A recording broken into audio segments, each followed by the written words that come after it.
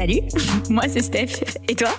T'es sur Radio Jab, le podcast qui t'aide à construire ta confiance. Chez Jab, on accompagne chaque jour des centaines d'entrepreneurs à faire de la vente de haut niveau. Et à ce micro, je vais te partager ce qu'on a appris en chemin pour que toi aussi tu deviennes meilleur, quel que soit ton terrain de jeu. Radio Jab, c'est 3 émissions. Jab Stories, avec des invités qui t'inspirent à voir plus grand. Jab Talks, pour monter ton niveau de confiance, en tandem avec mon acolyte et coach Sarah. Et Jab Insights, pour te mettre en action. Alors, t'es prêt à te challenger ? Bonne écoute. Tu l'as peut-être remarqué, dans Radio Jab, il y a radio. Et ça veut dire qu'on pense que les auditeurs font aussi partie du show. Du coup, on t'a créé une messagerie, la Hotline Jab. T'appelles le 07 80 97 62 35 et tu viens nous laisser ton message pour nous challenger ou nous poser tes questions. C'est promis, on les diffuse dans la prochaine émission.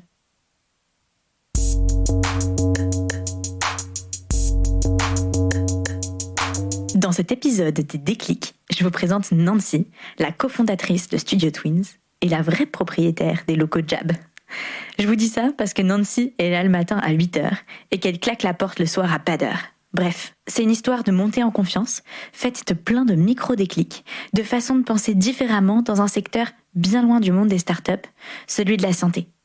Vous l'avez peut-être déjà rencontrée dans l'épisode numéro 6 de Radio Jab l'année dernière. Même entrepreneuse, nouvel épisode 1 an plus tard. Bonne écoute.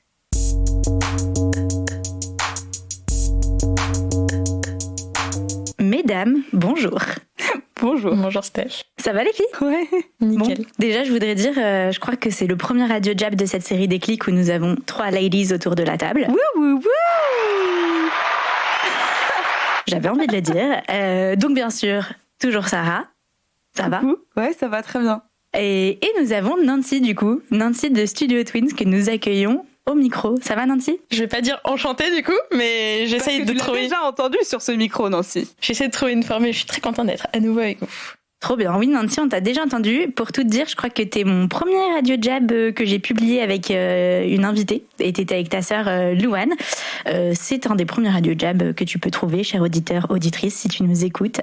Que tu dois aller écouter. Ouais, et qui était génial. Alors, mon challenge aujourd'hui, c'est d'essayer d'ailleurs d'aller creuser des sujets un petit peu différents que cette première interview où on a parlé de toute ton expérience de vente, de jeune entrepreneur quand t'es arrivé chez Jab.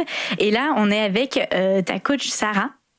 Et on va essayer d'aller aborder, et c'est tout le thème de cette série en partenariat avec Wilco, d'aborder les déclics.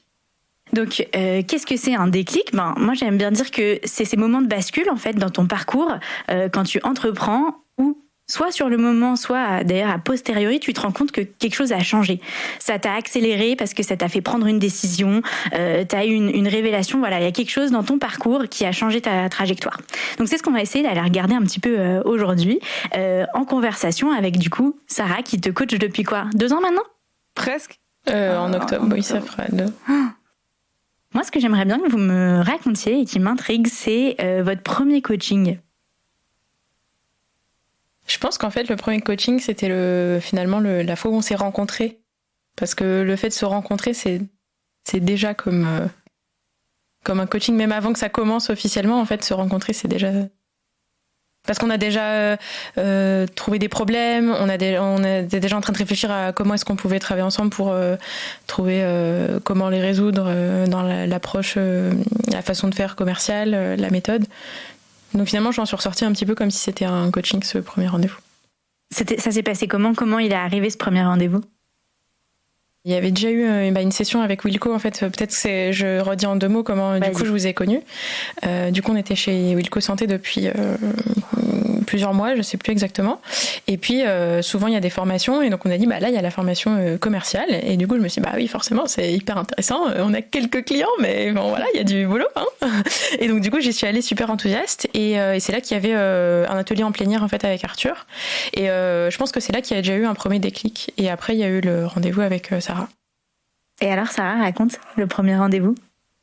Alors moi je me souviens surtout des démarrages avec Nancy pendant les Big Jab, donc pendant le programme où Nancy est venue au début. Et je me souviens qu'en fait on avait des conversations sur des deals en cours, etc. Et je me souviens d'un truc, c'est que Nancy, comme ça la faisait beaucoup réfléchir, Je sais pas si tu te souviens, mais ça te faisait vachement réfléchir.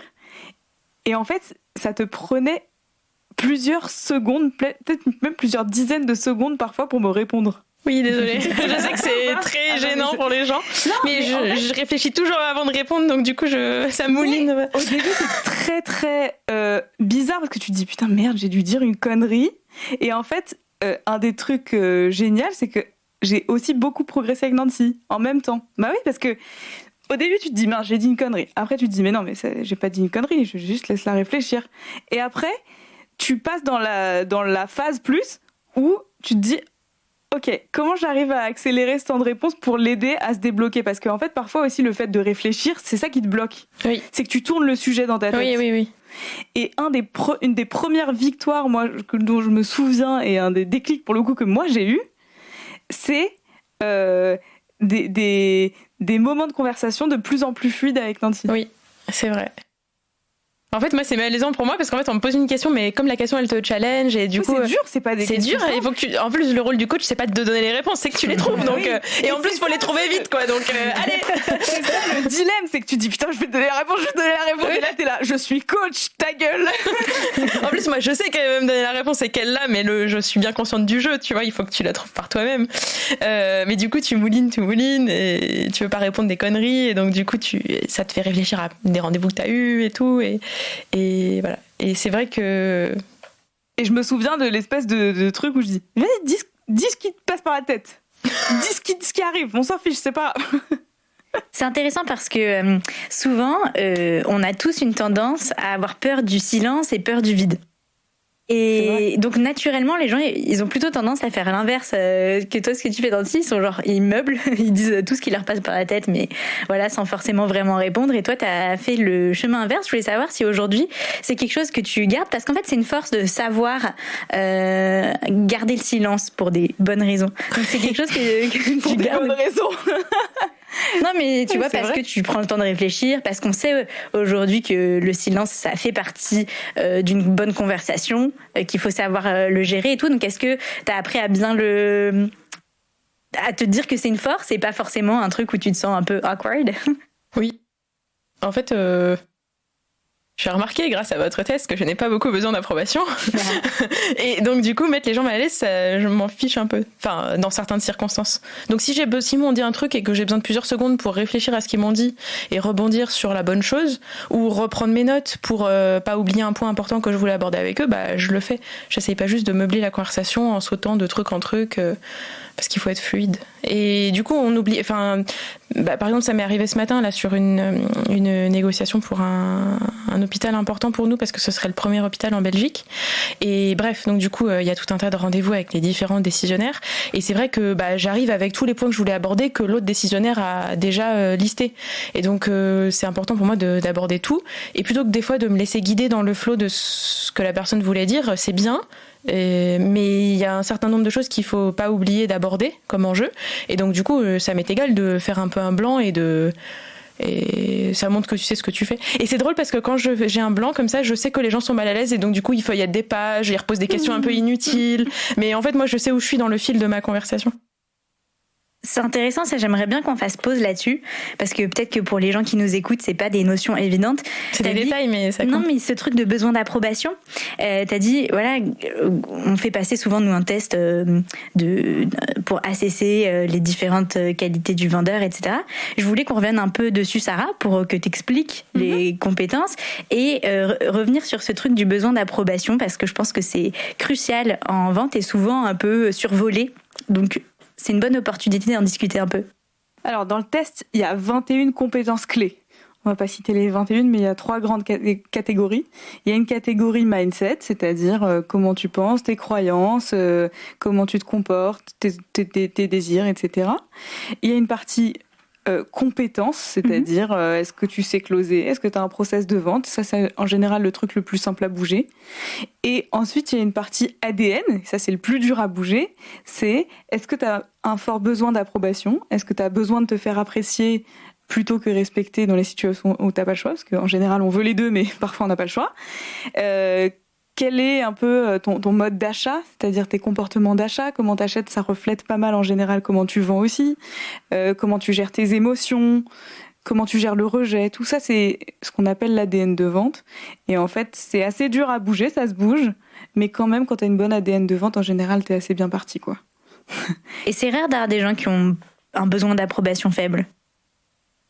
C'est assez rare en fait, mais je pense que quand on est jeune, c'est assez rare parce qu'on veut faire nos preuves, on veut montrer qu'on est comme ci, etc., comme ça.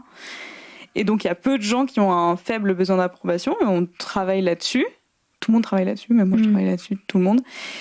Et quand t'as pas un grand besoin d'approbation, déjà ça te donne un peu d'avance. Que c'est le truc qui est plus dur à changer, et du coup, par exemple, Nancy, elle avait d'autres faiblesses sur d'autres sujets, mais qui sont plus simples à changer. Et donc, la courbe de progression, elle peut aller plus vite avec le montant de travail qu'elle a fourni. Parce que quand même, je tiens à dire que Nancy, c'est la personne qui reste le plus longtemps à chaque fois ici.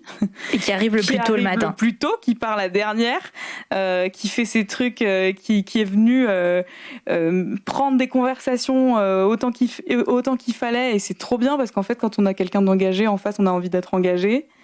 Et je pense que ça, c'est des bonnes leçons à apprendre.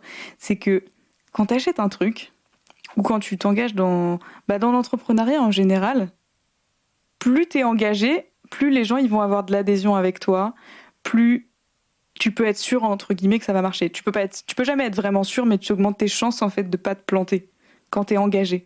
Parce que tu peux toujours récupérer une situation, parce que tu peux toujours te dire j'ai mis plus de travail que personne n'aurait pu, donc en fait si ça a fail, c'est pas de ma faute. Et ça te donne une sérénité et une confiance. Nous on aime bien ce terme de confiance qui est assez forte, et je pense que Nancy, un des trucs qui me marque le plus, c'est ta montée en confiance. C'est important d'avoir un regard extérieur. Non mais parce on n'a jamais cette conversation là avec Nancy. Tu sens la montée en confiance quand tu regardes par rapport à l'année dernière ou il y a 2 ans? Tu te dis que t'es une personne différente ou pas? Ou qu'est-ce qui est différent chez toi plutôt? Donc oui, forcément. Qu'est-ce qui est différent?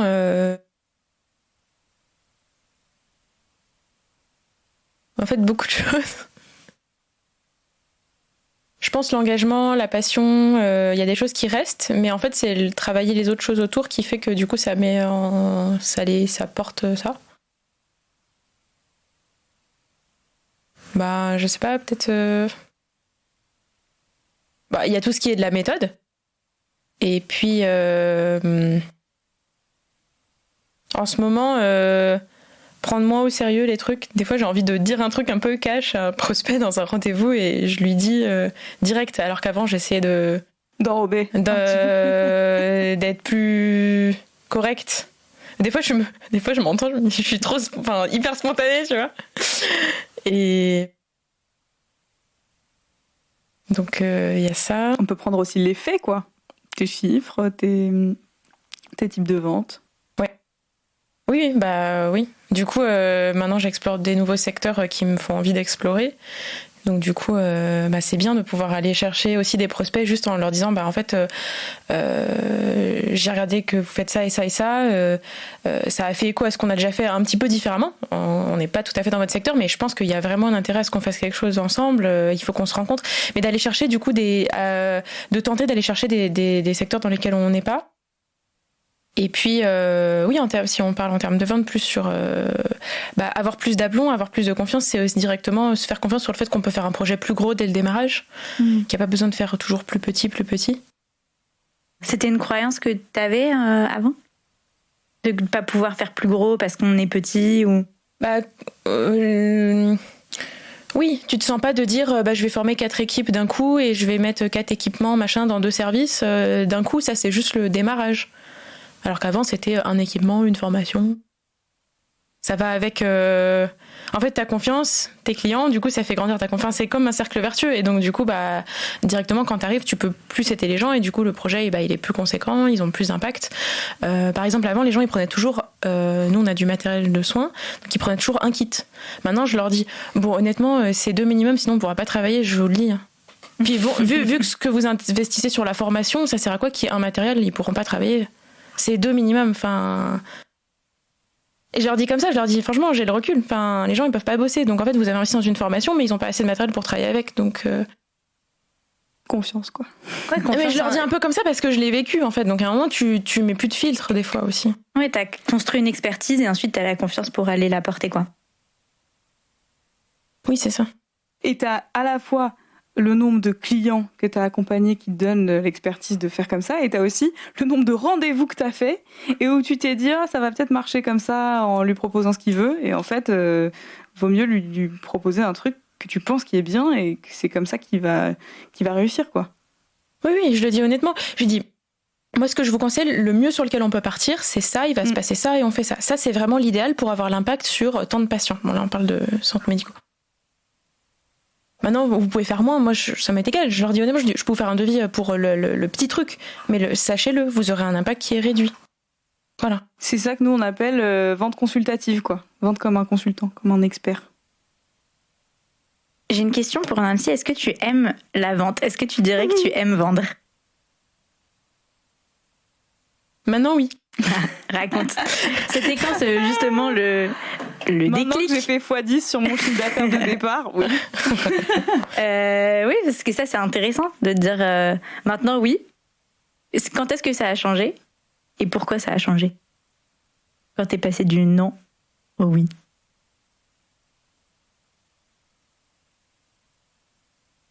Allez, des temps de réponse. Je sais pas à partir exactement de quand, mais quand tu sens que tu es respecté par les prospects que tu as en face, qu'ils te font confiance, là tu sens que tu as atteint un niveau, et donc du coup tu sens que tu es plus un partenaire, t'es pas juste un prestataire qui vient faire joli.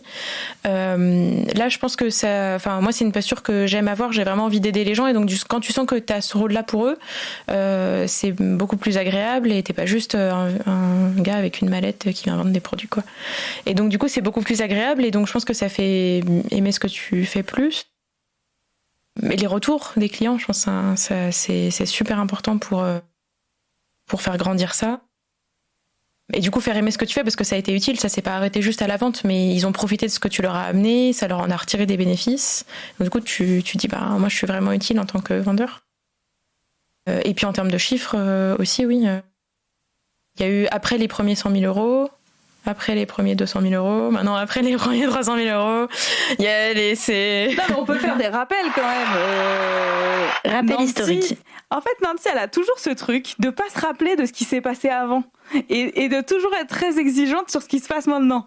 Mais je pense qu'on l'a tous. Je suis comme toi, Steph, elle est comme toi. Et je pense, cher auditeur, tu l'es aussi.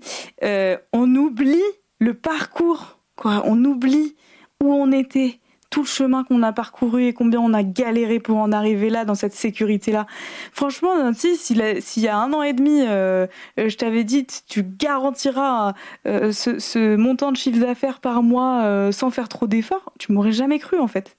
Et du coup, Sarah, On se serait jamais cru mutuellement. Je voudrais bien rebondir là-dessus, parce que de ton point de vue externe, ça a été quand les grands moments de déclic de Nancy oui, putain, là, j'ai dit putain, où tu t'es dit, là, elle a changé. Tu sais, il y a des fois où parfois Justement, pour moi, dans le parcours avec Nancy, c'est plein de mini déclics. C'est pas un grand déclic. C'est pour ça qu'elle avait du mal, je pense, à répondre à la question. C'est que Nancy, elle a tellement fourni une quantité de travail de fou qu'il y a plein de petits déclics tout le temps. Et en fait, quand tu as cette masse de rendez-vous, de boulot, etc., c'est pas genre en une fois. C'est chaque rendez-vous est un déclic. Parce que t'es tellement alerte et t'es tellement au top de ton game, parce que tu fais plein de rendez-vous, que tu peux apprendre de chacune des étapes. C'est comme un sportif, tu vois, qui fait des entraînements tous les jours. Ben, tous les jours, il gagne un petit truc. Tu vois. Dans l'expertise, technique, et il se rend compte, mais il se rend pas compte, et à la fin tu te retournes sur 6 mois, 1 an, 1 an et demi de boulot, et tu te dis waouh. Et je trouve que les cycles entre le moment où tu apprends quelque chose et tu t'en resserres, je sais pas comment expliquer, ils sont de plus en plus courts. Même des fois dans la même journée, j'ai un rendez-vous le matin, là pour un nouveau segment sur sur une utilisation je disais tout à l'heure dans les blocs opératoires. Du coup, j'analyse des trucs le matin avec un prospect, et l'après-midi, le fait est que j'avais un autre rendez-vous pour la même situation, je dis du coup, en fait, avec tel établissement, ce qu'on va commencer à travailler, c'est ça et ça et ça, parce que le problème, c'est ça et ça, dans une journée. Et donc, du coup, tu engranges de l'expertise beaucoup plus vite. Ah oui. Et par exemple, avant, on faisait des formations, et puis après, on s'est rendu compte qu'on facturait que le temps de formation effectif, alors qu'en fait, il y avait tout un accompagnement qui durait plusieurs semaines. Et ben, on a décidé de l'appeler accompagnement. Et de le proposer comme un accompagnement, puisqu'en fait, c'était ça. C'est juste qu'en fait, on facturait que la partie émergée de l'iceberg. Et entre le moment où on a décidé de le faire et le moment où on l'a fait, hop, ça a été rapide. Enfin, je sais pas comment. Il y a plein de petits exemples qui font qu'au moment où plus t'as des déclics, plus tu mets je sais pas comment expliquer, tu mets en pratique tes enseignements de plus en plus vite. Si, c'est bien expliqué. Ta boucle, c'est ce que tu disais, ta boucle d'apprentissage s'accélère. C'est-à-dire qu'au départ, t'as une boucle d'apprentissage entre le fait c'est passé, je le processe, je le mets en place dans la vraie vie, quoi. On va dire que la boucle, c'est à peu près ça. Et ben, peut-être qu'avant, c'était 1 mois, puis après, c'est passé à 1 semaine, puis là, tu le fais dans l'après-midi, et puis peut-être plus tard dans l'heure, si tu deviens une super... Et puis en plus, je pense à des déclics tout bêtes. Mais trouver les numéros, parce que Nancy, c'est quand même un bon exemple de quelqu'un qui pourrait dire « Ah, mais moi, dans mon secteur, c'est différent. » Ou « Ah, mais c'est compliqué. » À la base, elle s'adressait à des directeurs d'EHPAD, des directeurs d'hôpitaux. C'est pas simple de trouver leurs numéros, c'est pas simple tout ça. Tous les trucs automatiques que j'ai testés marchaient pas. Ah oui, en fait, j'ai trouvé d'autres choses. Donc, faut trouver des idées, faut avoir des petits déclics, se dire « Ah putain, c'est comme ça que je peux aller chercher ce numéro-là ou ce numéro-là. » Et à force de continuer à croire que ça va marcher et à faire aussi le travail pour que ça marche, c'est comme ça que ça marche. Parce que moi, je pense à ça parce que j'entends beaucoup de « Ah oui, mais dans mon industrie, c'est spécifique » ou nous, c'est différent, etc. Qu'est-ce que tu choisis de communiquer ? Est-ce que tu choisis de communiquer que c'est dur et que du coup, tu as des raisons de pas y arriver, des excuses ? Ou est-ce que tu te dis, je vais essayer de trouver parce que c'est un peu compliqué, donc faut mettre plus d'efforts ? Oui, moi j'ai un peu un filtre à fausses excuses, tu sais. Dès que j'entends des fausses excuses autour de moi, ça m'irrite en fait. Oui, c'est compliqué, mais pour moi aussi, pour toi aussi. Enfin, cherche une solution plutôt que de dire que c'est compliqué, quoi. Et du coup, je pense que les déclics, ils vont aussi que, je sais pas comment expliquer, mais il y a quelque chose que souvent je me pose pour réfléchir à qu'est-ce qui a marché, qu'est-ce qui a pas marché, pour que là j'ai obtenu ce rendez-vous-là plus vite, là j'ai obtenu ce numéro-là plus vite, et du coup je me dis qu'est-ce que j'ai fait de différent, du coup j'essaie de le reproduire. Et c'est aussi de prendre ce temps, de prendre un peu de recul, noter des petits trucs, et changer son process en fait souvent, ajuster des petites branches de son process. Si tu t'auto-coaches en fait maintenant. Non mais c'est ça. Parce que à la base le coaching c'est un loop de feedback, donc une boucle de feedback. Tu peux être un très mauvais coach, c'est déjà mieux que si t'es pas coaché, quoi. C'est que tu peux avoir un très mauvais coach, c'est déjà mieux que si t'es pas coaché du tout. C'est réel, hein, c'est des études qui disent ça. Et ensuite, quand t'as un meilleur coaching, t'as une meilleure boucle de feedback. Donc tu vas aller chercher à chaque fois les choses qui n'ont pas été bien, comment tu peux faire mieux, etc. Et après, t'arrives au stade où tu le fais assez automatiquement, ce mécanisme-là. Et je pense que il y a des fois où j'avais des questions à poser à Sarah, elle était pas là ou pas disponible, je sais plus, il y avait eu un imprévu. Et du coup, je me suis dit, il faut que je trouve la solution. Donc Sarah dirait, alors, qu'est-ce que tu ferais dans ce cas-là ? Et donc du coup, je me suis reposé la question, j'ai fait, qu'est-ce que je ferais dans ce cas-là, de toute façon ? Après, tu fais, non mais tu l'as la réponse, je trouve là, enfin... Donc, déjà, je voudrais dire que c'est drôle, tu n'es pas la première personne à dire qu'est-ce que Sarah ferait, what would Sarah do. Donc c'est un peu rigolo, mais au-delà de ça, je voulais terminer sur cette question, qu'est-ce que tu dirais à quelqu'un qui sait pas s'il doit vendre ou qui a des hésitations là-dessus? Oui, alors ça, on revient au premier déclic, c'est que mon associé et moi, on vient de la partie... technique, technologique, donc on conçoit des nouvelles technologies dans le textile, et on a toujours eu cette croyance qu'il y avait un type bien habillé, la quarantaine avec un costard, qui allait avoir de l'aplomb et qui allait magiquement arriver dans notre entreprise et faire des ventes. Et j'attendais ce type-là comme un messie, tu vois. Genre un jour il va arriver et de toute façon on va trouver une solution. On va trouver une solution. Et il y a un moment où il faut arrêter en fait avec si tu es déjà cette personne, tant mieux, mais voilà. Mais il y a un moment où je pense que le premier gros déclic, c'est d'arrêter de croire ça en fait. Et longtemps, j'ai voulu me raccrocher à ça parce qu'au début, j'avais pas une bonne image de la vente et du coup, je me suis dit, bon, c'est pas pour moi. Moi, je ferai tout le reste, mais je ferai pas ça. Et des fois, en plus, dans d'autres incubateurs qu'on a fait avant Wilco, on me disait ça en plus. Non, mais Madame Bohème, vous n'avez pas à faire de la vente, ce n'est pas pour vous. Et c'est un type, un jour, qui va venir faire tes ventes. Sauf que, en fait, c'est mauvais de dire ça aux entrepreneurs. Et d'ailleurs, puisque moi, quand j'ai commencé à faire Jab, après, on a eu des personnes qui ont essayé de nous faire de la représentation commerciale, etc. C'est ce que j'allais dire, c'est resté cette idée, en fait, pendant un moment. Oui, qu'on allait pouvoir se partager le territoire. Moi, je fais cette partie-là et toi celle-là. Et au final, quelqu'un qui avait qui mettait en avant beaucoup d'expérience, ça a pas forcément plus marché du tout que moi. Donc c'est vrai, c'était très ancré ce truc-là. Je me souviens. Et moi, je t'avais dit, allez, laisse tomber ce truc. Mais pas d'énergie là-dedans. Et après, on s'était dit, si jamais c'est gratuit et que le mec dit vrai, ok. Mais en fait, c'est jamais trop vrai. Donc en plus, je le dis en ayant testé. Ouais, c'est ça. Et je pense qu'il y a une phrase qui était forte de Arthur. Il disait, je sais plus exactement, mais voilà, il n'y a pas meilleur vendeur que le type qui a créé la boîte, en fait. Parce que tu sais pourquoi tu fais ça et du coup, tu as une conviction qui est naturelle. Et tu connais vachement bien tes clients. Donc voilà, c'est le premier déclic, je pense, si on revient au début, c'est d'arrêter de croire ça. Et du coup, cette place qui n'est occupée du coup par personne, du coup, toi, tu l'occupes en fait. Oui, ça prend du temps, mais en fait, c'est plus efficace que de compter sur quelqu'un que tu n'auras pas forcément de poids ou enfin. Puis t'investis sur toi, quoi. Voilà, c'est ça en fait. Ça résume bien. Le meilleur retour sur investissement, il est quand même sur toi.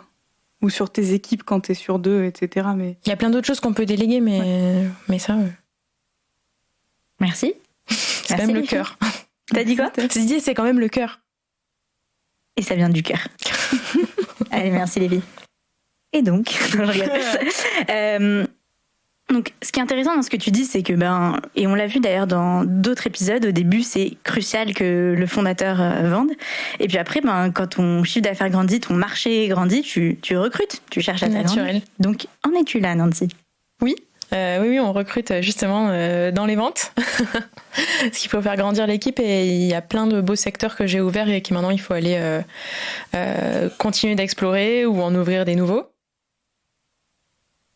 Donc là, on démarre des choses dans le secteur hospitalier, des cliniques de rééducation.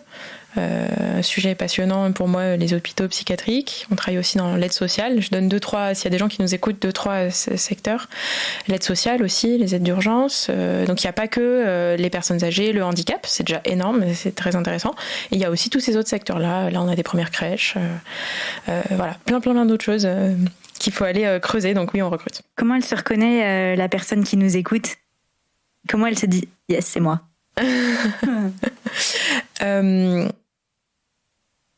Je pense que c'est quelqu'un qui a viscéralement une volonté d'impact et qui s'intéresse réellement au secteur du soin, du bien-être, de l'aide à la personne.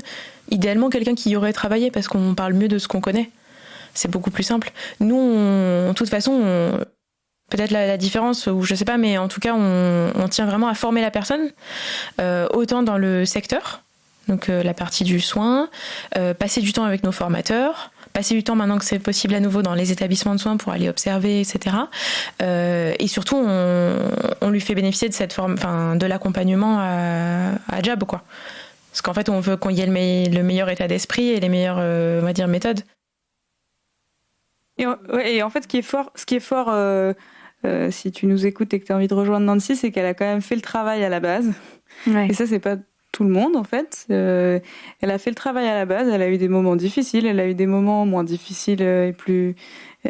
et toutes sortes de moments, mais en fait, elle a power through tous les moments et elle a appris ce qu'il fallait apprendre pour pouvoir le transmettre et elle nous fait confiance aussi pour l'aider à transmettre ça, la bonne culture, à construire la bonne culture dans sa boîte et à faire en sorte que les gens qui rentrent, ils soient complets, qu'ils aient le côté expertise, domaine, secteur, et qu'ils aient le côté business, vente, et parce qu'en fait, pour avoir de l'impact, faut avoir un bon impact, quoi. Faut pas faire tout gratuitement parce qu'il y a quelqu'un qui paye à un moment, quoi.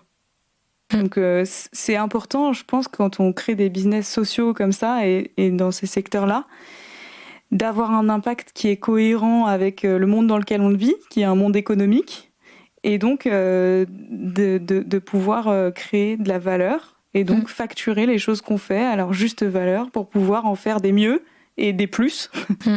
Et ça, moi j'ai une grande conviction là-dedans et je pense que Nancy t'es d'accord avec ça. Oui, complètement. Enfin, il faut que ce soit vertueux. Tu fais un produit, exactement. Un service de qualité. Il faut que ce soit facturé à la hauteur du travail que tu fournis et de la qualité de ce que tu fournis. Parce que ça doit te permettre ensuite, cette trésorerie-là, de développer d'autres choses encore mieux. Enfin, je sais pas, voilà. Et du coup, d'aller toucher, là, comme c'est le cas, des nouveaux secteurs. Enfin, il faut, voilà, faire bénéficier plus de monde. Vertueux. All right. On est good? Very good. Merci, Steph. Merci, les filles.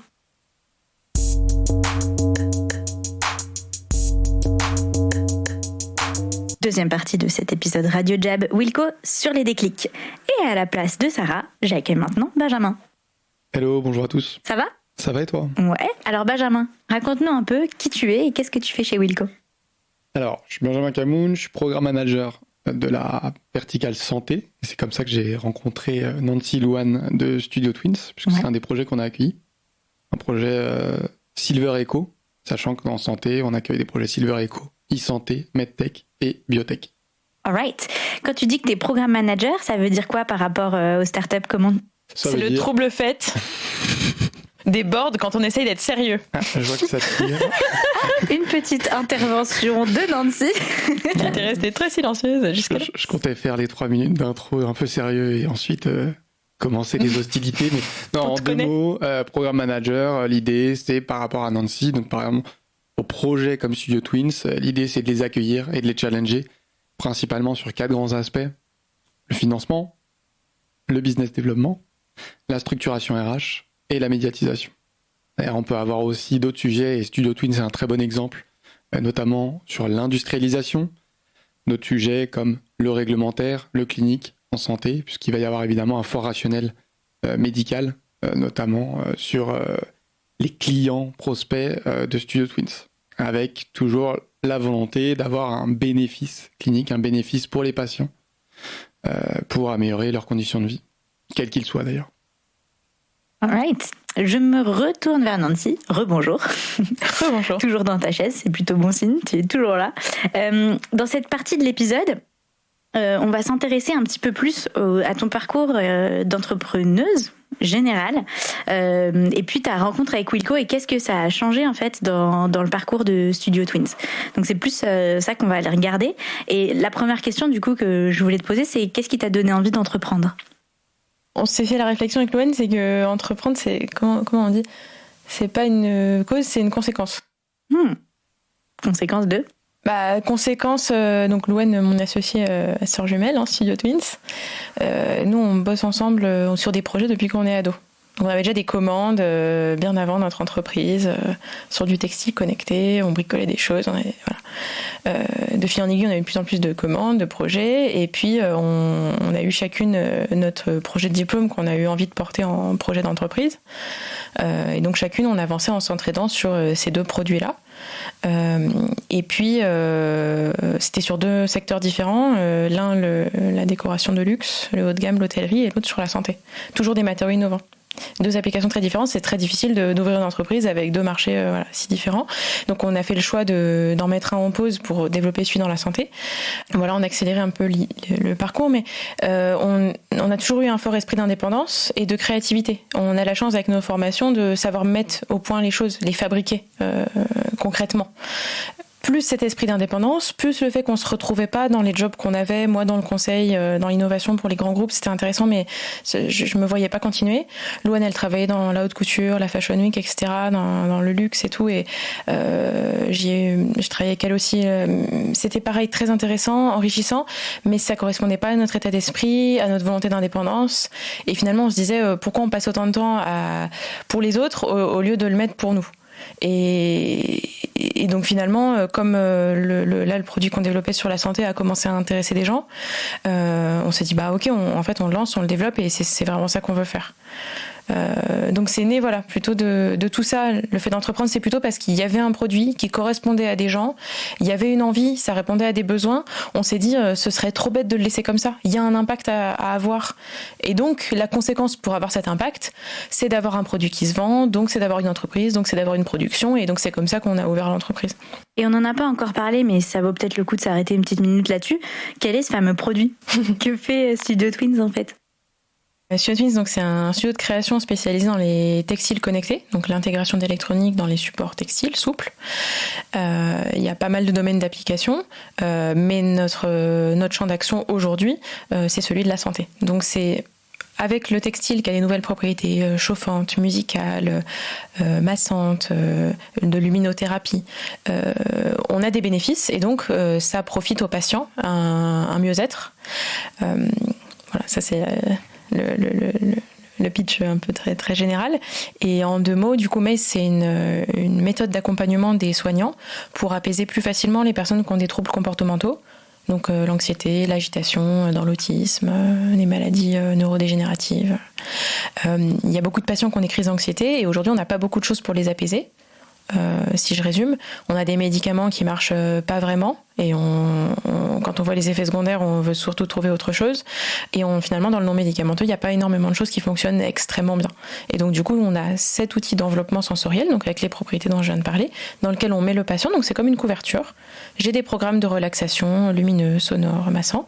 Il y a des protocoles d'utilisation, je le mets sur le patient d'une certaine façon, j'ai tel programme avec telle sensation pour lui permettre de s'apaiser beaucoup plus facilement et revenir au calme et du coup, dans une grande partie des cas, retarder ou baisser la médication ou voire baisser même l'isolement si on parle de la psychiatrie.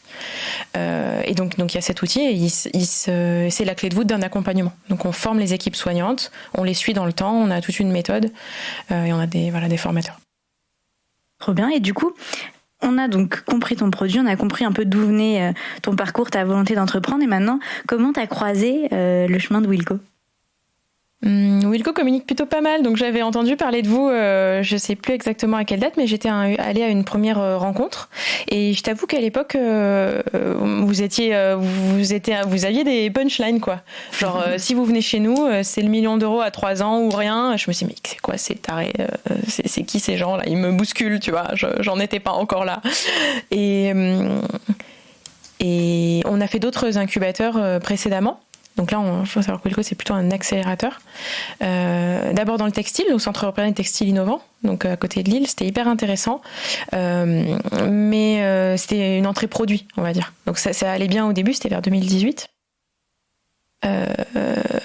J'ai senti à un moment qu'il fallait que ça aille plus vite, que ce soit plus de sortir un peu de sa zone de confort, fallait qu'on accélère les choses. Il manquait, je voulais plus, je sais pas mettre le mot dessus, mais je me rappelle avoir appelé Louane dans la rue, j'étais à Lille et je dis Louane, il faut passer à la vitesse supérieure. Il faut des gens qui soient dans le coaching, qui nous bousculent un peu plus, il faut qu'on avance. Et là, on a découvert, je dis rapidement, du coup, Entropia, qui est l'incubateur lié à l'impact social de l'école de l'ESSEC, l'école de commerce ESSEC, qui a une chaire innovation et entrepreneuriat social, et qui a cet incubateur. Donc on a fait pendant 1 an, c'était vachement bien. Du coup, l'étude d'impact, le business model social, etc. On a eu nos premiers clients. Et puis encore une fois, c'est toujours bien de prendre du recul. On s'est dit, c'est vachement bien. Maintenant, ce programme se termine. Il nous faut quelque chose qui nous propulse encore plus. Et c'est là qu'on est revenu vers Wilco et on s'est dit, ok, maintenant, ça peut peut-être être le moment d'aller à la vitesse supérieure. C'est intéressant comme premier constat, c'est la différence incubateur-accélérateur. Du coup, je vais me retourner vers toi, Benjamin. C'est quoi la différence en fait pour les gens qui nous écoutent ? Pour les gens qui nous écoutent, il y a une première grande différence, c'est qu'en général, les incubateurs proposent des locaux, ce que les accélérateurs proposent pas du tout. Et en effet, on va dire que les incubateurs vont plutôt être sur une phase assez amont. Typiquement, j'ai mon idée, j'ai mon début de produit, j'ai peut-être même pas un MVP, j'ai une PI, qui est sécurisée. Propriété intellectuelle. Exactement, ouais, pardon. Donc j'ai des brevets, j'ai des choses, mais concrètement, je suis pas prêt d'arriver sur le marché. Et par où je commence, c'est un peu ça les balbutiements. Je pense que Nancy vient d'expliquer parfaitement sur le fait que nous, quand on a accueilli Studio Twins, pour donner un exemple très concret, c'était on peut vendre, mais concrètement, à qui, comment, quoi. On a un produit en tout cas. On a quelque chose à vendre. On avait quelques premiers clients, donc on savait qu'il y avait des marques d'intérêt. Mais voilà, maintenant, il y avait tout à développer. comment, voilà, qui je choisis comme cible prioritaire, comment je scale, tout simplement, comment j'accélère, le rôle d'un accélérateur. Et je trouve que ce qui est hyper intéressant dans ce que décrit Nancy, c'est le côté punchline, faire son premier million, ça fait partie de l'ADN de Wilco. Nous, c'est tout simplement notre ADN, notre raison d'être, notre ambition, c'est d'amener le plus vite possible les startups au million d'euros de chiffre d'affaires au bout de 3 ans. Alors, comme je l'ai dit tout à l'heure, dans la santé, c'est pas toujours évident, mais je vais rebondir sur ce qu'a dit Nancy et Sarah aussi, sur le fait qu'au final, il y a forcément des secteurs, c'est peut-être un peu plus compliqué, c'est peut-être pas le même chemin, etc., etc. Mais l'ambition, elle doit être là, à savoir atteindre le million d'euros de chiffre d'affaires. Peut-être que ça mettra 3 ans et demi, peut-être que ça mettra 4 ans, mais c'est pas juste l'argent pour l'argent. Je pense que c'est un palier, le premier million. Au début, et je pense que c'est aussi beaucoup ce qu'on a travaillé à Jab au fur et à mesure de la vente, c'est changer un peu son rapport à l'argent. Comme je te disais, avant de connaître Wilco et de connaître Jab, cette punchline, moi je me disais, c'est quoi ce truc à l'américaine? Et en fait, ça veut dire quelque chose. Ton premier million d'euros de chiffre d'affaires, en général, c'est toi qui le bâtis. Tu poses les fondements, c'était un peu tes clients historiques, c'est les premières versions de ton produit. Et une fois que tu as passé cette étape-là, t'es un peu propulsé comme t'es en orbite, en fait. Voilà. Il se passe encore plein de choses, mais t'es dans une autre phase. Et je trouve que c'est symbolique, c'est bien de garder cette... Et moi, j'ai hâte, tu vois, quand je dis mon premier million de chiffre d'affaires, je sais quand est-ce qu'il sera, tu vois. Et je regarde... Normalement, c'est dans un peu moins d'1 an, si tout se passe bien. Ok, rendez-vous dans 1 an. Mais du coup, à chaque fois, tu te dis, moi, quand je fais mon gros, là, mon revue des objectifs, on en est où ce trimestre? Il nous reste combien de temps? Il nous reste quoi à faire? Qui je recrute? Ça t'aide à prendre les bonnes décisions, à être entre guillemets rétro-planning, même s'il y a toujours des choses qui bougent. Mais ça t'aide à avancer dans la bonne direction plutôt que de dire je le ferai. Voilà. Ou alors, voilà. Et moi, je peux faire une remarque, du coup, dans le déclic, puisqu'on est sur les déclics. C'est ton podcast, Nancy. Je me rappelle que quand on s'est rencontrés avec Jav, avant de prendre ma décision de démarrer, je me rappelle, je discutais avec Benjamin et il y avait un peu ce truc-là de justement dans la santé, ce sera peut-être plus long. Est-ce que cette approche de la vente, elle correspond à la santé? On se posait des questions parce qu'en fait, je pense qu'il y avait pas énormément peut-être de gens dans la santé avec qui vous aviez travaillé à l'époque. Maintenant, il y en a beaucoup plus. Et moi, je me suis dit, je sais pas, ça m'a convaincue. Je me suis dit, je fais le pari de me dire que cette approche de la vente peut correspondre. Et justement, on reparlait des croyances, mon secteur est compliqué, mon secteur est différent. Je me suis dit, non, il faut essayer en fait, il faut essayer. Tu te souviens de cette conversation? Ouais, toi, complètement. Moi, j'étais le premier sceptique à dire oui, mais attention, tu vends des EHPAD. Enfin, je sais pas. Chez Wilco, on a 100 nouvelles startups par an. Et ces startups, elles font du SaaS, elles se vendent à d'autres startups, à des grands comptes, etc.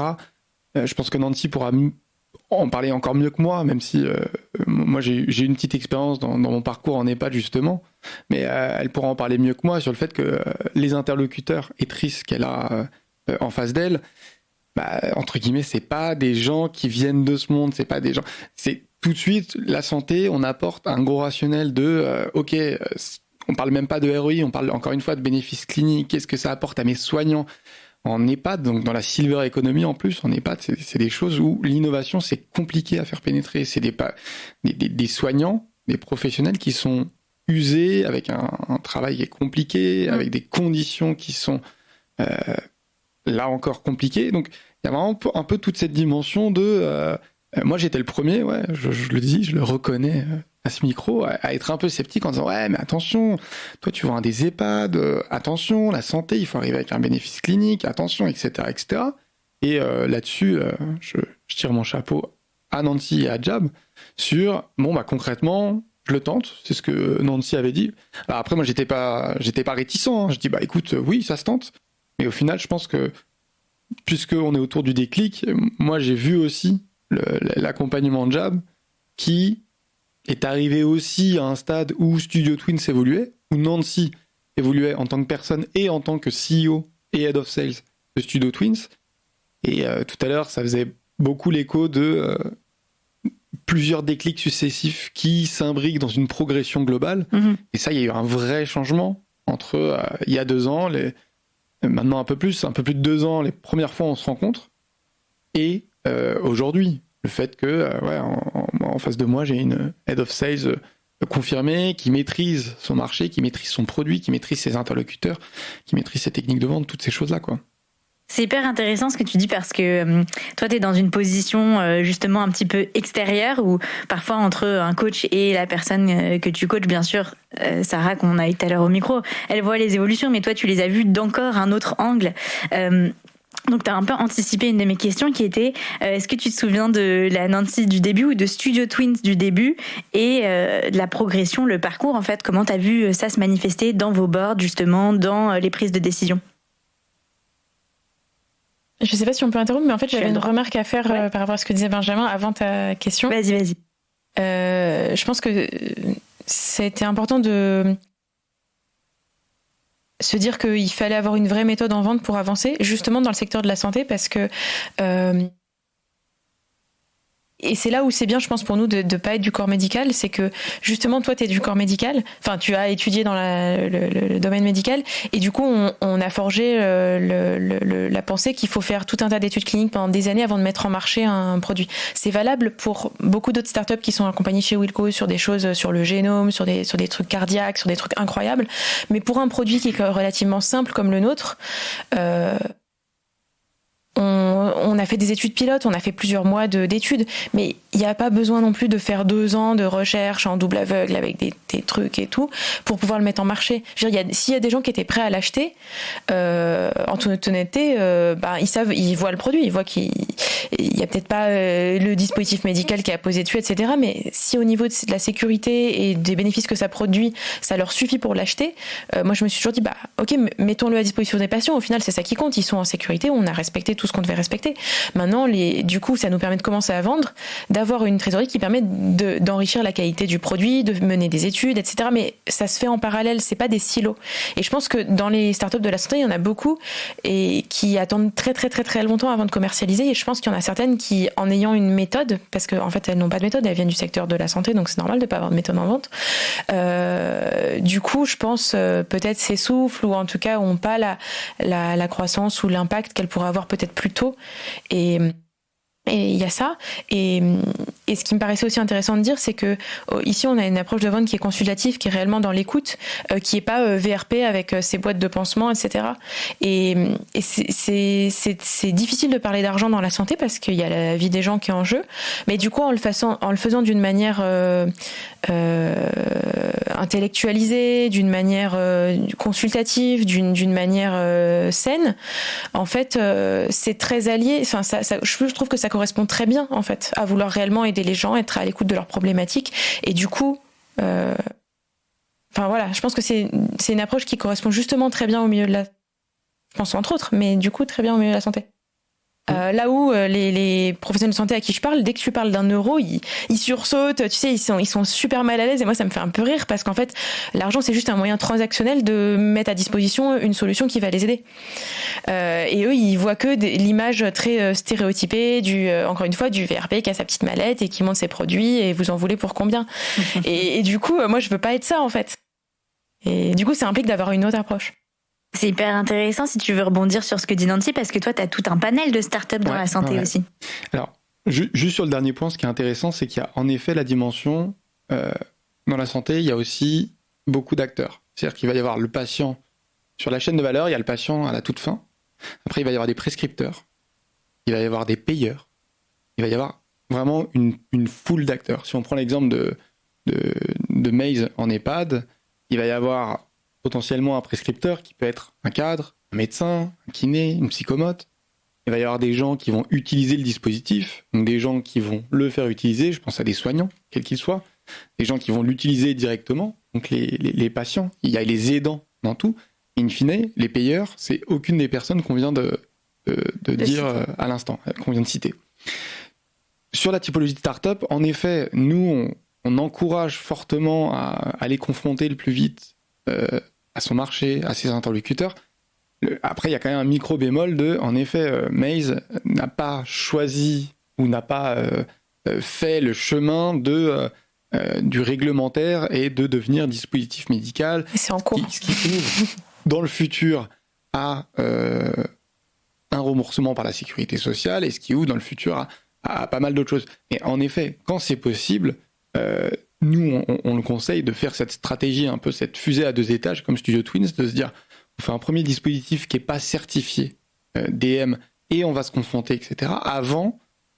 D'ailleurs pas avant, comme ça en parallèle, on peut initier cette stratégie clinique avec tout ce que ça implique et ce pathway réglementaire qui peut en effet prendre énormément de temps. Et du coup, beaucoup de risques d'attendre que ton dispositif médical soit remboursé, mais c'est un parcours du combattant. Il vaut mieux commencer à vendre une version plus minime. Ouais. Mais ce qu'on fait avec plusieurs startups, nous, c'est possible. On a des startups qui sont qui font le choix, parce qu'on a aussi des startups qui n'ont tout simplement pas le choix. Ouais. Donc des startups qui vont faire le choix d'être la classe de DM, donc qui est la DM de classe 1, qui est une auto-certification, qui vont être DM de classe 1 auto-certifiés, qui vont pouvoir aller vendre donc, un premier produit, et en parallèle, ils avancent sur un DM de classe 3. Donc, par exemple, c'est tout ce qui est dispositif implantable. Tout simplement, ça peut être quelque chose qui va toucher à la vie des patients. Oui, parce que si tu veux atteindre cet objectif du 1 million d'euros à peu près dans les 3 ans, en effet, tu peux pas attendre de commencer d'aller commercialiser avec ton dispositif médical de classe 3, quoi. Clairement non, mais c'est pour ça qu'à côté de ça, tout simplement, c'est d'autres stratégies. C'est-à-dire qu'une startup qui est forcément DM de classe 3 et qui n'a pas de version, j'allais dire au rabais, c'est pas le terme, mais de minimum viable product, exactement, de première version, entre guillemets. Là, tout simplement, c'est d'autres stratégies. C'est je sécurise ma API, on en parlait tout à l'heure, propriété intellectuelle. Au bout de 6 mois, je lève 4 millions d'euros pour faire toute mon étude clinique et j'arriverai sur le marché 5 ans plus tard. En effet, c'est évident. Dans l'exemple de Studio Twins, je pense que c'était en effet très opportun et très pertinent de dire, voilà, aujourd'hui, on est en dispositif qui n'a pas de claims médicaux, cliniques. En tout cas, on a vérifié que ce n'était pas obligatoire pour nous. Et donc, on vend dans des structures de soins. Et ensuite, pour gagner en légitimité, pour éventuellement un jour être remboursé par la sécurité sociale, pour éventuellement plein d'autres choses, on va faire ce pathway clinique de comparer MAZE, pas MAZE, donc groupe contrôle, groupe expérimental, et tu le disais tout à l'heure, une étude randomisée, en double aveugle, multicentrique. Donc en effet, il y a plein de choses qui sont possibles pour in fine, arriver et dire non, nous on a un tampon, on a un bénéfice clinique. Et en fait, ce qui se passe, c'est que nos clients font eux-mêmes des études parce que ça les intéresse. Et donc, du coup, on cumule des résultats, mais via des clients qui sont déjà les nôtres. C'est un très bon signe, ça, d'ailleurs, d'adoption des clients. Je reviens sur ma petite question d'avant, du coup, qui est un peu liée à ça. J'ai l'impression qu'il y a quelque chose de très pragmatique dans la façon d'entreprendre de Nancy et de Loane. Et je voulais avoir, du coup, ton point de vue, Benjamin, sur les trucs qui ont évolué et les choses qui t'ont marqué peut-être à leur rencontre où tu t'es dit ça, c'est un bon projet, elles vont réussir. Moi, le premier sentiment que je me dis, c'est elles ont une super idée et c'est une bonne équipe, mais il y a des trous dans la raquette. On va pas se mentir, spontanément, elles ont peut-être pas les backgrounds académiques et professionnels qu'on a le plus l'habitude de voir. Au-delà du fait que nous, on était très contents d'avoir 2 femmes entrepreneurs, parce qu'on est quand même assez content quand on voit ça et que ça fait un peu mentir les statistiques, donc on était très content. Mais concrètement, 2 profils un peu atypiques. Mais objectivement, elles avaient déjà fait pas mal de choses, elles vendaient déjà un peu.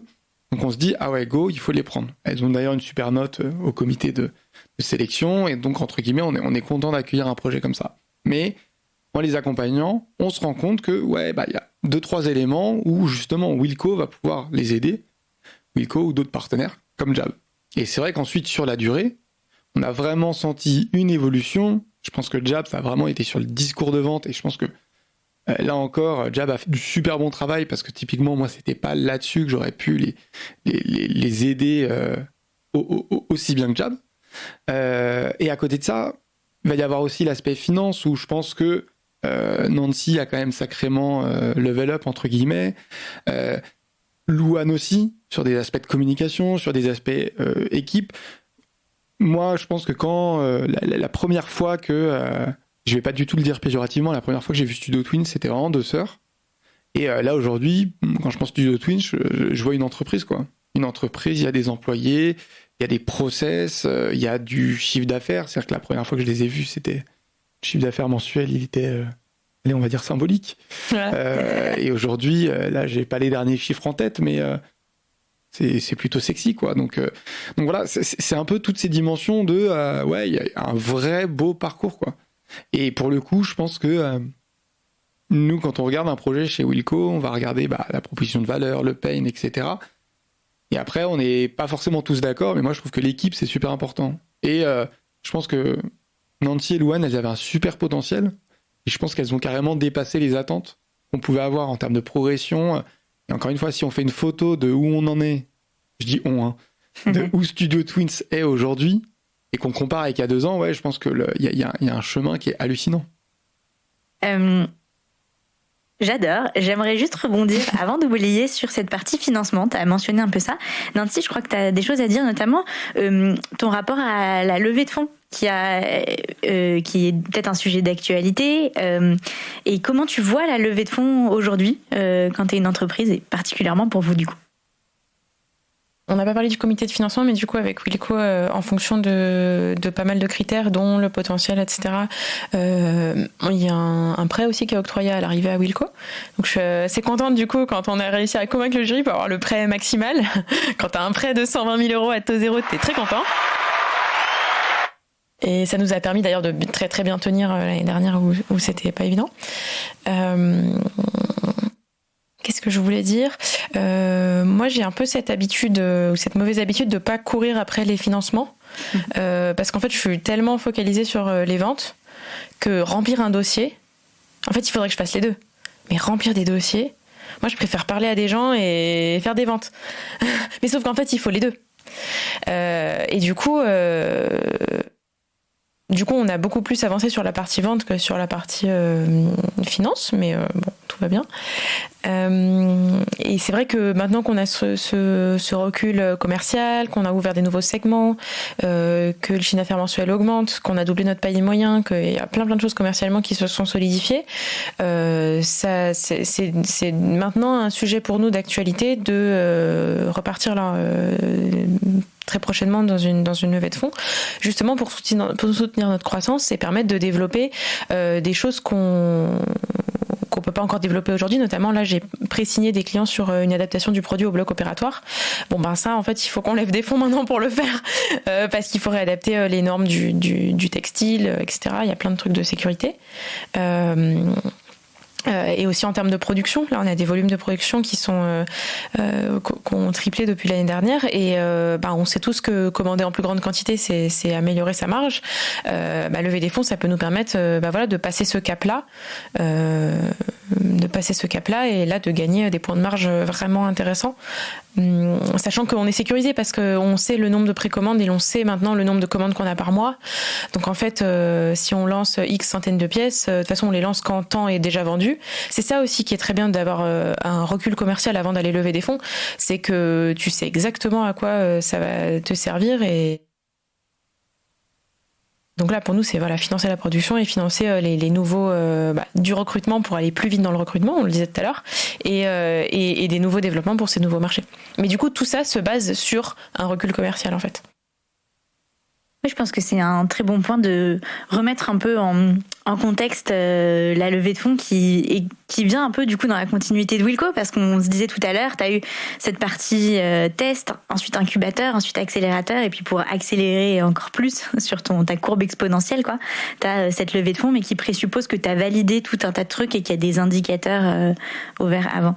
Oui, en fait, je dirais dans une certaine mesure que des fois on lève des fonds parce qu'on veut affiner le product market fit. Ouais. Et en fait nous je pense que là vu le nombre de clients c'est bon quoi. Enfin, on l'a affiné quoi, on l'a.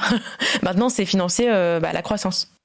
Ce qui est complètement différent d'avoir eu 0 client et d'aller chercher des fonds, mais c'est la stratégie de d'autres, hein, mais ça n'a pas été la nôtre, d'aller chercher des fonds pour soutenir justement le temps que tu vendes. Mais du coup, c'est pas une urgence à vendre en fait. Et du coup, des fois, tu te retrouves peut-être un peu bloqué. Mais du coup, on a décidé de nous faire plutôt dans cet ordre-là. J'ai une petite dernière question, du coup.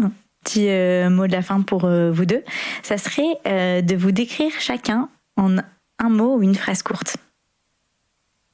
Attends, donc toi, tu décris Nancy. Okay. Comment Nancy, c'est qui? En une phrase ou en un mot? Comme tu veux.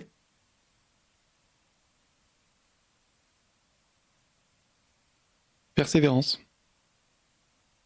Validé. Waouh. si tu veux réfléchir un peu, j'ai hésité avec un deuxième mot. Vas-y. Qui était résilience. Ah. En gros, je pense que pour t'as le droit d'élaborer un petit peu. Je développe un peu l'idée. Moi, pour avoir suivi le projet, je pense qu'il y a les deux mots se rejoignent dans la personnalité de Nancy sur le fait que elle a porté les sales, elle a porté un peu cette vision. On est, quoi qu'on en dise, dans un milieu un peu particulier. À Silver Echo, il y a très peu de boîtes dedans, parce que pour toutes les raisons que j'ai pu énumérer tout à l'heure. Et au final, je pense que le bateau Studio Twins a tangué, mais a jamais coulé. Et je pense que Nancy et Louane ont su justement garder ce cap. Et au final, ce qui est assez intéressant, c'est que moi, dans l'accompagnement que j'ai pu dispenser, il y avait vraiment des moments où j'étais inquiet. Et le mois suivant, ça repartait. Il y avait vraiment ce côté de Benjamin, sois inquiet, mais pas trop, parce que tu sais très bien que dans le fond, on tient. Et c'est-à-dire que malgré les inquiétudes, in fine, il y a toujours eu du cash. Malgré les inquiétudes, les clients continuaient. Malgré, je pense, des grosses horaires, malgré des moments de doute, malgré plein de choses, moi, in fine, ça c'est peut-être prétentieux après coup, mais j'ai jamais été inquiet parce que c'était Nancy et Louane. Waouh! Vas-y, essaie de faire une phrase maintenant. Honnêtement... Je peux pas lâcher le micro du coup, mais le cœur y est. Je mets des applaudissements.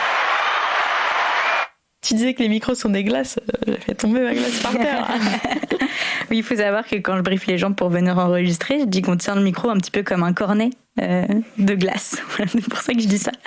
Donc là, bouf, on a une glace par terre. Nancy. Je dirais déjà, je tiens à dire quand même que Benjamin nous connaît beaucoup plus que nous on le connaît, parce que les boards, les suivis, c'est quand même nous qui parlons pendant 3 heures et voilà, quand même. Donc, mais moi, je dirais les mots qui me viennent quand je pense du coup à Benjamin, à Wilco, c'est vraiment le punch et cet équilibre entre confiance et te challenger. Quand on faisait, parce qu'on a fait le programme Comet, donc on avait des boards stratégiques régulièrement après le financement. Pas le huis clos, mais un peu la session comme ça où il y a les accompagnateurs de Wilco et tout. Que ça aille ou que ça aille pas, parce qu'il y a eu des moments super bien, il y a eu des moments très difficiles. Tu sais que tu peux tout leur dire en fait. C'est pas un client, c'est pas un investisseur, même si normalement tu es censé dire beaucoup de choses à ton investisseur, mais c'est vraiment une tierce personne qui va te porter, te challenger, mais toujours pour aller dans le bon sens et derrière toi. Et donc du coup, tu peux lui dire vraiment tout ce qui va pas. Dans les gros moments de difficulté, on appelle Benjamin et on essaie de trouver des solutions. Et du coup, il y a toujours cette énergie qui te redonne, à la fois pragmatique et à la fois une bonne énergie. Et je pense que ça aide vraiment, d'avoir ce rôle tierce en fait. Et ça sent micro. Donc merci à vous deux. Merci à toi et merci à Nancy. Salut guys.